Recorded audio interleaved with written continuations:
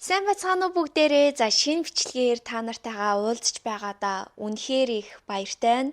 Сүүлийн үед ерөөсөө зөндөө олон өмнөгшгийн бичлэг оруулж амжихгүй байсан боловч өнөөдөр би та нарт үнэхээр гой гой мэдээллүүдтэй ирсэн байгаа. Өмнөх бичлэгээрээ би эрхэмсэг эмэгтэй хүн хэрхэн бие авч явах вэ, ямар зан аваар гарах вэ гэдэг талаар ярьсан бол энэ удаад бүгдээрээ маш гоё эрхэмсэг, гоё бие авч явдаг эрэгтэй эмэгтэйгөө хүн болгоны анхаарлыг татдаг тийм эмэгтэй болохын тулд ямар алхмуудыг хийх вэ гэдэг талаар хуваалцъя. Хамгийн эхний таныг маш гоё эрхэмсэг эмэгтэй болгох алхам юу вэ гэхээр та өөрийнхөө гой зүйлсийг одооноос эхлээд бүгдийг хэрэглэж эхлэх хэрэгтэй.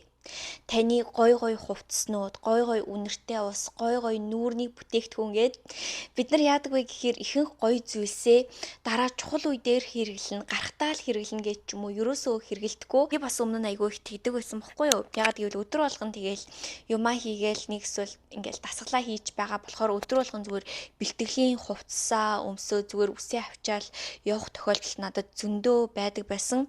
Гэхдээ энэ гой зүйлс чинь биднэрт гой зүйлсийг авчирдаг юм бэлээ. Эдгээр зүйлс чинь маш гоё тийм өндөр энергиуд байж байдаг. Та тэр хувцсыг өмсөхдөө өөрийгөө гоёор мэдрэн, танаас гоё энерги гарна.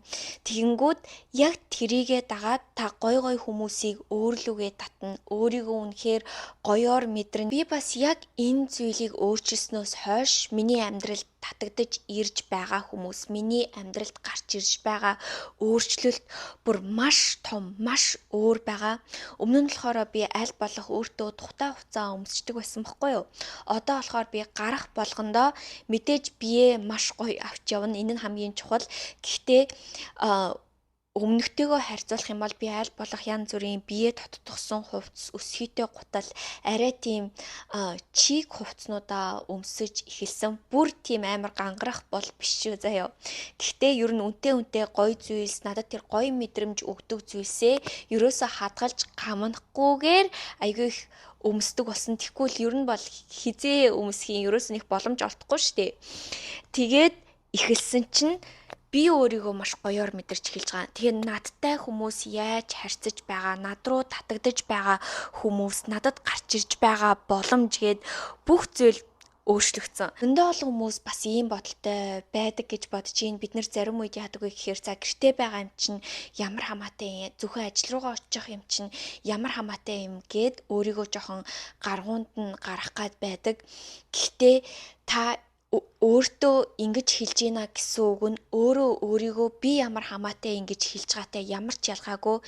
Хэрвээ та өөрийгөө за ямар хамаатай ингэж өөрийгөө бодож байгаа бол тантай харьцаж байгаа хүмүүс ч гэсэн таныг энэ хүн ямар хамаатай ингэ тантай хамаа намаагүй харьцсан гэсэн үг. Хоёр дахь эрхэмсэг эмэгтэй хүн болгоны баримталдаг дүрм. Энэ юу вэ гэхээр та үргэлж гоё үнэртэх ёстой. Ер нь бол та хин нэгнийг өөртөө татъя, хин нэгэнд өөрийнхөө талаар маш гоё сэтгэгдэл үлдээе гэж бодож байгаа бол та маш гоё үнэртэх хэрэгтэй. Тэр хин нэгэн хүн таны талаар бодохдоо тэр эмэгтэй үнэхээр гоё үнэртдэг шүү гэсэн тийм өөрийн гэсэн өвөрмөц гоё үнэртэй байх юм бол тэр хүн үргэлж таны талаар бодох болно. Таныг бодох болгондоо яг тэр мэдрэмжийг өөртөө авах болно. Яагаад гэвэл биднэрт хүнд маш их тийм сэтгэгдэл үлдээдэг ч гэсэн үнэр гэдэг зүйл бүр маш том сэтгэлийг үлдээдэг. Яагаад гэвэл үнэр нь бас тэр хүний мэдрэмжтэй холбоотой учраас. Зарим үед бид нар юу анзаардаггүй вэ гэхээр зарим хувцсыг бид нар байнга угаахгүй гээд ч юм уу цэвэрхэн харагдаж байх юм бол тэр хувцаа дахин бас өмсөх тохиолдол зөндөө байдаг штеп. Гэхдээ та тэр хувцснаа бас ямар үнэртэж чинь сайн анзаараад үзээрэй. Хэрвээ та хөлөрсөн бол ялангуяа тэр хувцсыг хизээж та дахиж өмсөж болохгүй. Юу ч гэсэн үргэлж цэвэрхэн байх ёстой. Танаас цэвэрхэн үнэр гарч байх хэрэгтэй. Тэгээд миний бодлоор хэрвээ та янз бүрийн үнэхээр гоё үнэрийг нэмье гэж бодож байх юм бол гоё биеийн тос, тэгээ гоё зөөлхөн үнэртэй устай байх хэрэгтэй. Ер нь бол миний бодлоор би хизээч тийм хурц ийм нялуун үнэр нь дуртай эрэгтэй эмэгтэй аль ч хүмүүстэй таарч байгаагүй эсэргээрээ хит их хурц нялуун үнэр нь хүмүүсийн дургуутслыг хүргэх тохиолдол маш их байдаг. Жишээлбэл би ч гэсэн нялуун үнэр нь бүр үнэхээр дургу. Тэгээ биеийн тосны хувьд гэх юм бол яг өөрт тохирсон заавал ямар нэгэн биеийн тосыг хэрэглээрээ өмнө нь болохоор би дандаа ийм нөгөө үнэргүй биеийн тосыг хэрэглэдэг байсан байхгүй юу. Гэхдээ сүүлд би Америкт энэ биеийн тосыг авч хэрэгэлсэн. Зөндөө олон үнэртэй ч гэсэн яг энэ үнэр нь бүр үнэхээр гоё зөөлөн, тансаг үнэртэйгээс гадна үнийн хувьд ч гэсэн маш гайхалтай гоё хямдхан үнэтэй санагдсан. Тийм болохоор хэрвээ та нар Америкт ч юм уу байгаа газар нь байгаа хүмүүс нь бас хэрэглээд үзэж болно. Ямар ч спонсоргүй бичлэг. Тэгээд үнэртэй усны хувьд гэх юм бол аль болох зөөлөн үнэртэй байх хэрэгтэйгээс гадна хит их өөрлөгөө бүр хамаа намаагүй бити шүршээрээ үнэртэй усыг ингээд холоос хинт нэгэн таныг үнэртэхтэй биш хин нэгэн тань руу баг зэрэг ойртох үед л танаас тэр гоё үнэр гарч байх юм бол та тэр үнэртэй усыг зөв хэрэгжиж гин гэсэн үг. Гурав дахь алхам маань юу вэ гэхээр маш гоё эрхэмсэг эмэгтэй хүн үнэхээр гоё арьстай, зөөлөн, булбарай, биеийнх нь бүх хэсэг гоё байх хэрэгтэй гэж би бодож байна. Өмнө нь болохоор би нэг үүнийг анзаардаггүй байсан байхгүй юу. Тийм болохоор би нөгөө багаасаа амир их сандал кет өмсдөг байсан болохоор миний өсгий ч юм уу хатуу байх тохиолдол зөндөө байдаг байсан. Эсвэл миний тохой ч юм уу нөгөө байнга тасгал хийдэг болохоор ингээд жоохон хуурайшаад тэгээд ингээ хатуу чичдэг штэ. Тийм байдгийг би өмнө нь зүгээр гэж боддог байсан байхгүй юу. Тэгсэн чинь өстой big no юм байлээ. Гэхдээ мэдээж та тиймэрхүү зүйлсийг үрээд ч юм уу хизээч арилдахгүй улам муухай болдог. Тэгээ сүүлийн хэдэн жил би энэ тосыг авч хэрэгэлсэн байхгүй юу. Тос гэхэд цаашаа нэг тийм вазелин шиг тийм текстчертэй зүйл байдаг. Би үүнийг ингээд өдөр болгон бараг 2 сар түрхсэн бах. Байнга тохой өвдөг тэгээ хөлөндөө түрхдэг байсан. Тэгсэн чинь одоо надад бүр ерөөсөө тийм хатуу арьс байхгүй болцсон. Тийм болохоор янз бүрийн нөгөө ингээд хатуу эвэршсэн гэж ярьдаг штеп. Булбараа гоё арьстай байх юм бол талааж өмсөхөд бүх зүйлд чинь гэсэн мэдээж гоё харагдана штеп. Тийм болохоор хэрвээ та булбараа арьстай бай гэж бодож байгаа бол тийм хатуу болсон эвэрсэн газруудаа маш сайн анхаарал хандуулаарай. Тэгээд нэг гоё эмэгтэй яваад байдаг, гоё хувц өмсөд байдаг, гоё нүрээ будчихдаг. Тэгээд ингээм амар эвэрсэн хэсэгтээ явж ивэл тэр нь таныг үнэхээр гутааж харагдуулна. Тийм болохоор иймэрхүү хэсэгтээ бол одооноос эхлээд тэр газруудаа маш сайн анхаарал тавьж эхлээрэй. Бидний дөрөв дэх алхам маань юу вэ гэхээр энэ маш том сэдв би хэрвээ бүгдийг нь ярих юм бол энэ сэдв бараг хизээж дуусахгүй байх. Гэхдээ үнэхээр гоё эрхэмсэг гоё эмэгтэй бай гэж бодож байгаа бол таны үс арьс маш их чухал. Ерөнхийдөө бол таны үс арьс чинь эрүүл гоё байж ээж таны өмссөн хувцас нүүрэн дээрээ тавьсан будаг бүх зүйлс чинь гоё харагдана. Ингээд судалгаа авсан гинэ. Ямар эмэгтэй хүмүүсийг дур булаам эмэгтэй гэж хардаг вэ гэсэн чинь эрэгтэй хүн болгон тэр эмэгтэй үс арьс гэж хэлсэн. Яагаад гэвэл хүн биологийн талаасаа ч гэсэн хүний үс арьс нь эрүүл байх юм бол бид нар өөрийн эрэхгүй тэр хүн рүү маш их татагдаж эхэлдэг гинэ. Яагаад гэвэл биологийн хувьд бид нар энэ эрүүл хүн байна гэж боддог. Яг үүнтэй адилхан хэрвээ та өөрийнхөө үс арьсандаа анхаарай гэж бодож байгаа бол хамгийн эхлээд ер нь анхаарах зүйл нь та өөртөө дотроос нь анхаарч эхлэх хэрэгтэй юм шиг санагдсан. Эмэгтэй хүн болгон эрүүл хооллох гэж юу байдгийг мэддэг байх хэрэгтэй бөгөөд ядаж эрүүл хооллох гэж хичээдэг байх хэрэгтэй. Арьсны тал дээр бол би үнэхээр ойлгож байна. Би ч гэсэн ийм асуудалтай байсан. Багаасаа би батгшаалт гээд тослогжилт бүх зүйлдээ бүр үнэхээр их тэмцсэн. Арай чимээ батганаасаа салсан чинь амар улаан арьстай болцсон байсан. Миний арьсны бүх зүйлсийг өөрчилсөн зүйл юу байсан бэ гэхээр би өөрийнхөө тэр skin barrier буюу арьсныхаа давхаргыг нөхөн сэргээх тал дээрээ маш сайн ажилласан. Тэгэхээр таны хэрэглэж байгаа зүйл чинь хит их биш, дээрэс нь хит хүчтэй биш байх хэрэгтэй. Тэгээд миний дотроосоо идэж байгаа зүйлс. Жишээлбэл та нар бүгдээрээ мэдэж байгаа би байнга смути уудаг, байнга эдгээр ургамлын цайг одоо хүртэл өдөр болгон уудаг. Тэгээд эдгээр зүйлсийн ачаар дээрэс нь эрүүл хооллолт Тэгээд арьсаа бол одоо будахгүй хэмжээнд нь болтол өөрчилж чадсан.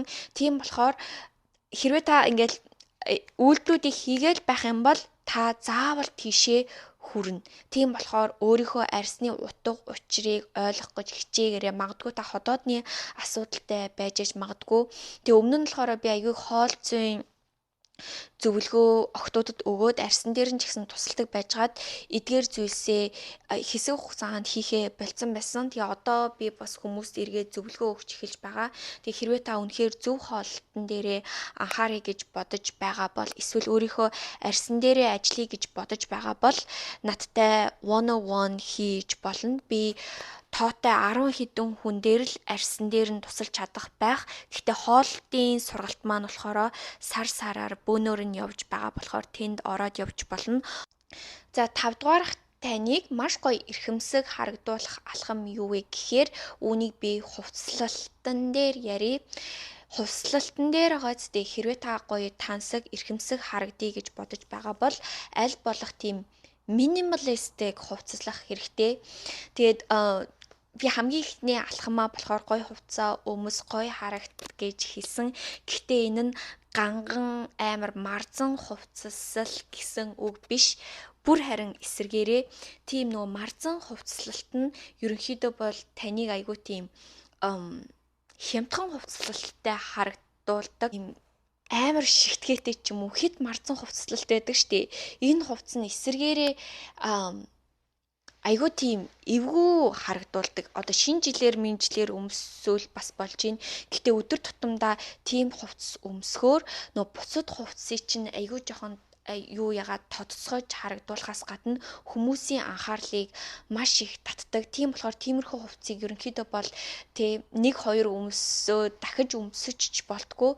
Тийм болохоор ер нь та нар ингээ үнэтэй брендийн гой хувцсуудыг хараад байх юм бол ийм маш цэвэрхэн энгийн байдаг. Тийм болохоор хувцас сонгохдоо аль болох тийм нөгөө хослуулж өмсөж болохоор тиймэрхүү neutral өнгө байдаг штэ. Иймэрхүү өнгүүдийг сонгоод авах юм бол эдгээр нь хоорондоо маш гоё зохицдгоос гадна танд маш гоё тийм үнэтэй харагдуулсан тийм мэдрэмжийг ч гэсэн бусдад болон танд өгдөг. Тэгээд бас миний брендийн хувцсыг дундуур нь сурчилчилчий. Та нар сонирхоод үзээрэй. Дандаа тийм бэж маш гоё тансаг харагдуулдаг өнгөнүүд байгаа. Миний сүүлийн алхам юу вэ гэхээр би та нарт маш гоё эрхэмсэг урт хөлтэй харагдуулдаг нэг алхмыг хуваалцъя. Би бас энэ алхмыг өөрөө хэрэгэлдэг. Яагаад гэвэл би өөрөө айгүй нөгөө намхан, тэг айгүй жижигхэн биетэй ахгүй юу. Гэхдээ мэдээж ингээд урт гоё хөлтэй байх чинь эмэгтэй хүнийг амар гоё харагдуулдаг штэ. Тэг миний нэг хэрэгэлдэг арга барил юу вэ гэхээр ийм нөгөө нарийн тарпизан өмд байдаг штэ. Урт. Тийм өмд өмсөд доор нь өсгийтэй гутал өмсчхөөр таны бие чинь ингээд маш гоё засгаас гадна бүр үнэхээр гоё урт хөлтэй харагдуулдаг. Тэгээ би та нарт яаж өмсдөг талаараа энэ зурган дээр гаргаад ирээ. Би заримдаа урт юпг өмсдөг. Гэхдээ ихэнх үед ийм урт тарпизан өмд өмсөд доор нь дуртай өсгийтэй гутлаа өмсчингүүд ерөнхийдөө бол биеийн хэлбэр, биеийг засаад үнэхээр гоё харагдгаас гадна нэг гоё тийм чамин харагдуулаад тэгээ бас хамаагүй намайг өндөр харагдуулдаг. Тэгээд би болохоор энэ бичлэг дээр HLS-ийн өмдийг өмссөн байгаа. Тэгээд та нар бас энэ аргыг хэрэглэж болно. За тэгээд өнөөдрийн миний хуваалцах зүйлс эдгээр зүйлс байлаа.